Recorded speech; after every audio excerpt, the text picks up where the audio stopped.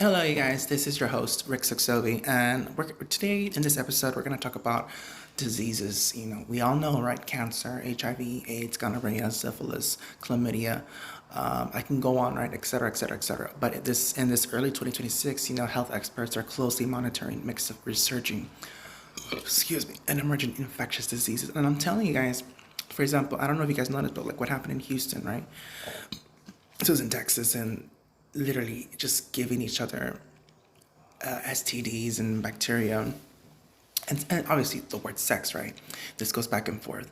But I always tell people, look, it's not just Houston, guys. It's Florida, it's California, it's Canada, it's everywhere, But this is why we need to be very careful and with these emergent new infectious diseases. And yes, we know obviously the contagious influenza, right? The AH3N2 subclade K.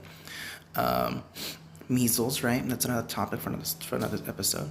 The vector-borne diseases like the Oropouche virus and other critical concerns for 2026, including the RSV and what happened in COVID-19 back in 2020. I think we still have malaria and anaplasmosis in the past.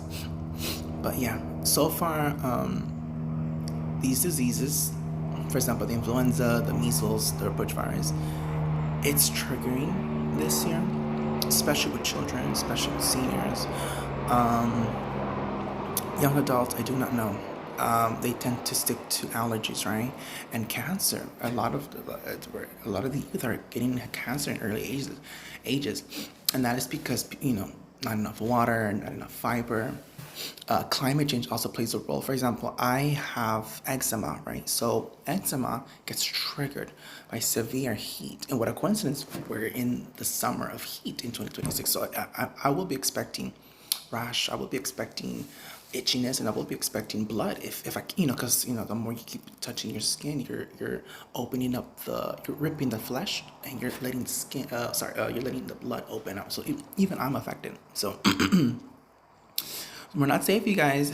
Period. We're not safe, but we are safe in preventing it. Let's prevent this. With healthcare, with the health aid kit. Go to Walgreens. Go to CVS.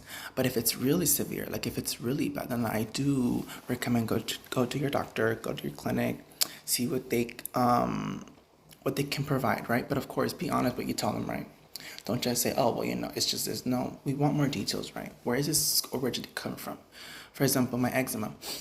I naturally have it, it's a genetic thing. So obviously I have to be honest and be like, well, it's triggering my whole body. It's not triggering just my face or my arm or my chest, no, or my arm. So all I know is just stay in the lookout, you guys, for these diseases out there. Same thing with HIV. Men, women are constantly having sex. I don't care if you're straight or gay, black or white. It's affecting. We're all part of the same species, right? So get vaccine, get those PrEP pills, get whatever, right?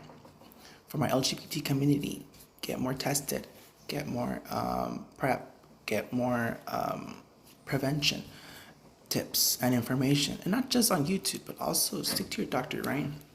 You want to have them both hand in hand. For my straight male friends and women, right? Same thing, just because HIV is targeting gay men, I'm sorry, honey, but HIV, it can trigger both men and women now. Yeah, that's how bad it is. And disclaimer, right? This information is on reports from the early 2026 and the ending of 2025. So don't take this as medical advice, but do take this as medical tips and information. These are just from resources that I'm providing, resources for information purposes only. I am giving you medical advice, and I am giving you medical diagnosis. I'm not a professional, but I am a professional in looking up and reading up good detailed information. Give or take on this one. But moving forward, again, this is your host, Rick Savi, and the topic of today was what will you do if you have this infection, or what you can do to prevent this infection. Okay, thanks. Bye.